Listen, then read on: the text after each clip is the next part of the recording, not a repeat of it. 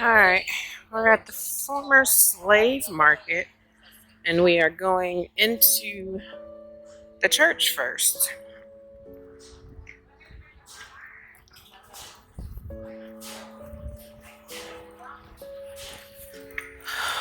Hallelujah for some shade.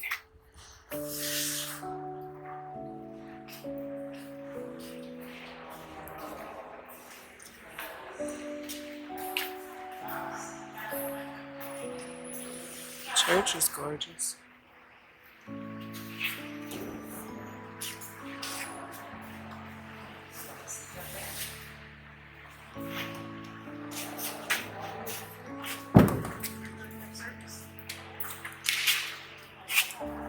Okay, so when you came to the history of Zanzibar, first of all you have to know that there is no any single island called Zanzibar, because the name of this island is Unguja, and I have got a sister island called Pemba, and there are some other smallest islands surrounding these two big islands.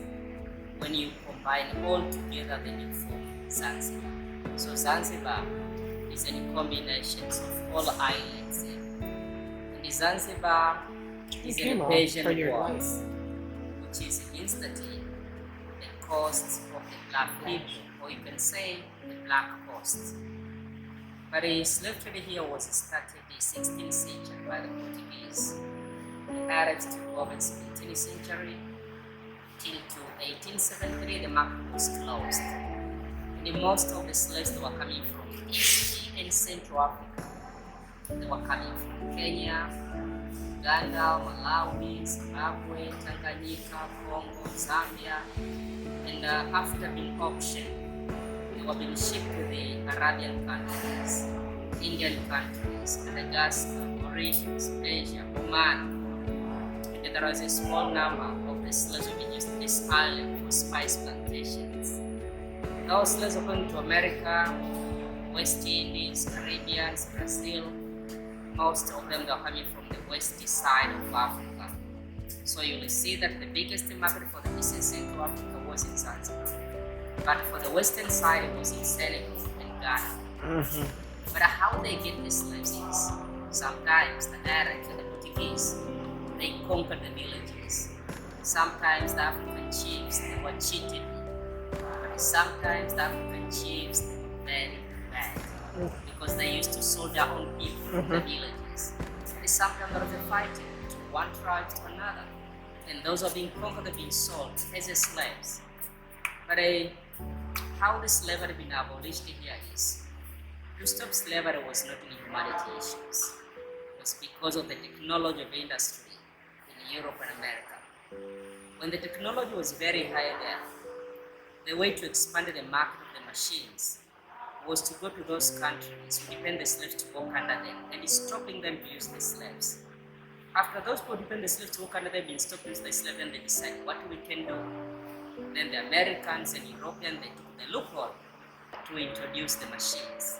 So it's just kind of a changing of the business, but it was not humanity issues. The other reason is there was a conflict between Sultan of Zanzibar and there is one of the tribes of the Arabs living in Mombasa in Kenya. They were called the Mansuri tribes. Mansuri, they were very powerful. The aim of the Mansuri was to conquer Zanzibar and colonize it. But the Sultan of Zanzibar don't have enough power to defend. So the English, they took the Sultan of Zanzibar that if you will close the slave market, we will protect it. The Sultan agreed. Then he closed the slave market, they become to be protected by the English. So you will see that from 1873, after the slave market being closed, Zanzibar becoming under the English. However, Sultan was saying that it was as a shadow, as a figure, but everything was under the English. And when the English took Zanzibar, they took advantage to make the church on the same spot where the slave market was, to show that they were successfully in the campaign about some slave trade in East and Central Africa. So the church here have two faces. It's a church, but on the other side, you can call this is an English fort. And because he willingly, Sultan didn't want to close the slave market, you know what was happening next? Sultan opened another market secretly. One place we call the Manga Pwani, which is a part of the island, but it's up to the north. there is natural camps. Sultan used to hidden the slaves under there till 1909. And this is showing that the last slave market closed in the world was in Zanzibar, which was in 1909. But also there is somebody who was called him Dr. David Livingstone. I think you've heard about this name, David Livingstone. I've heard of it. Yeah, Dr. David Livingstone, the first European who discovered the Victoria Falls. Also, he's the one who campaigned about self-slavery here because in 1857 he made a special speeches in England, Cambridge and Oxford universities about the slave trade in East and Central Africa. Then the English came down here in 1864 and he closed the market in 1873, but it was bad luck for him because however he campaigned about self-slavery here, but he didn't see how the market was closed because he died 1 month before they closed the market. And he died because of malaria. But before Dr. David Livingstone died, he said that when I died, my heart must be carried enough. So once he died, his friends, they took his heart out, buried under the tree in Chitambo, Zambia, then they mummified his body, then they took the body back to England. So from the place where they buried his heart in Zambia, under the tree there, they cut the branch of the tree where his heart was buried and made the cross.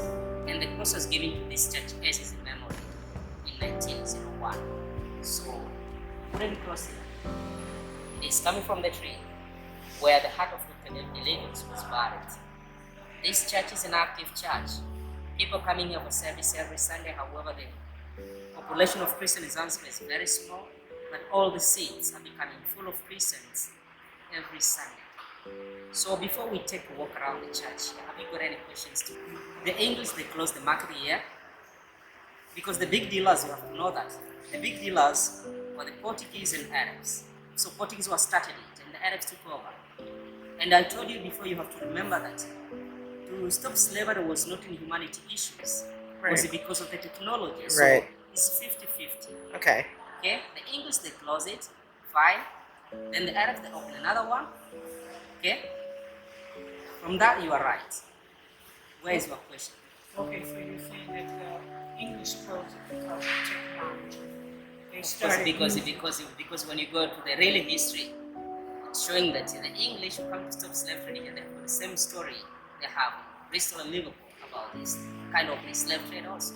So the thing which was caused to the slavery being abolished was in the technology. Mm-hmm. Yeah, not in humanity. Technology, they still didn't think of us as human. So that's east. For west? Was it still the Arabs and the Portuguese, or was that the English? Not the Arabs were not there. They weren't there. They were just in the east. Okay. Dutch, Spanish. Okay, whatever. Okay. Okay. Okay. And did every African country have slavery at the time? Everyone was shipping out, conquering, or okay. And you have to remember that I told you the church was built on the same spot where slave market was. But how the slave market was look like? It was an open ground.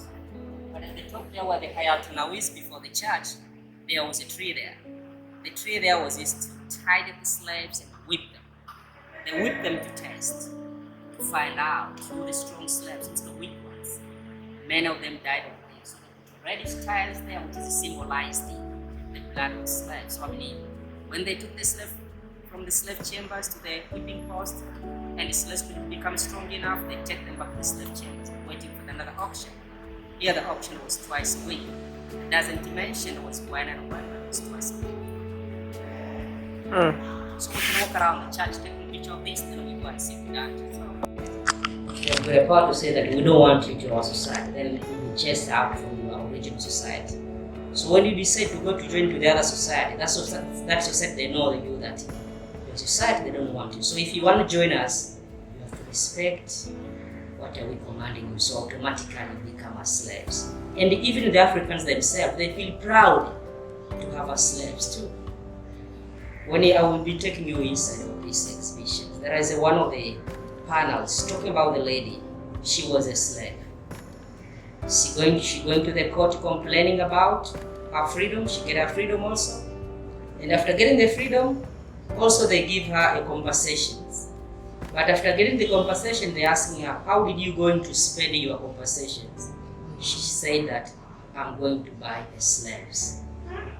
You see? A slave said that. She was a slave before, going to the court complaining, getting the freedom, getting the compensation, use the compensation for buying the slaves.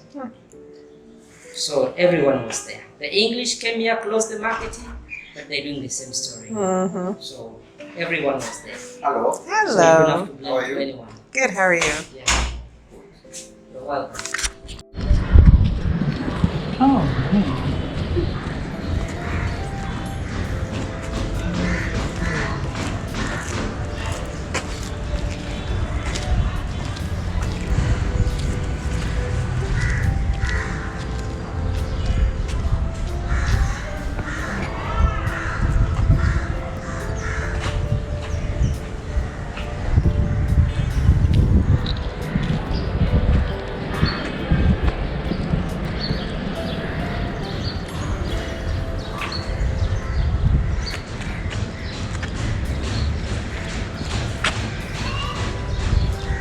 Then come to the chair.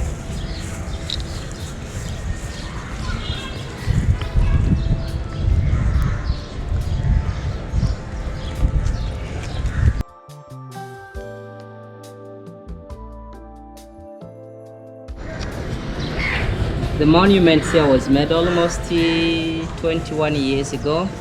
It's very recently and was made by the lady. Her name called Clara Sornas. Clara Sornas used to come to Zanzibar as a tourist, but she was an artist. She came to Zanzibar, she get the history about the place, and when she go back to Sweden, think about. But when she come back to Zanzibar, she said that she want to donate something which it can stand as a memory for the slaves. Then we give her this piece of land, then she made the monument here. But actually, Clara Soros want to show us how slaves have been chained. Then you can see even women have been taken as slaves. When you look their faces, they were looking at different age, but the chains there are the original ones.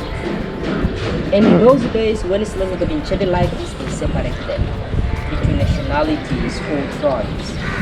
Let me give an example. Maybe the first one who wore the chains from there maybe was from Kenya. The second one maybe from Uganda. The third down there maybe is from Tanganyika. For those days, however you see, slaves they were at the same chains, but they can't talk to each other because they haven't got a connection language. So they chain them separately purposely because they don't need them to organize anything. This monument here was made of cement and soil, but she mixed with other material to find the color of the monuments, but it's cement and soil. So we take picture of this, then we go and see the dungeon. We're heading down to the slave dungeon. There is a light. There's a light inside.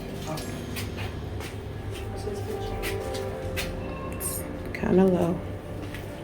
Actually, very low.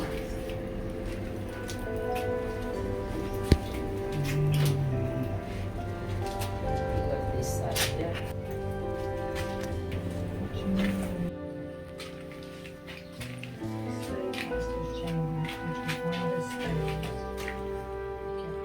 I'm not even that tall,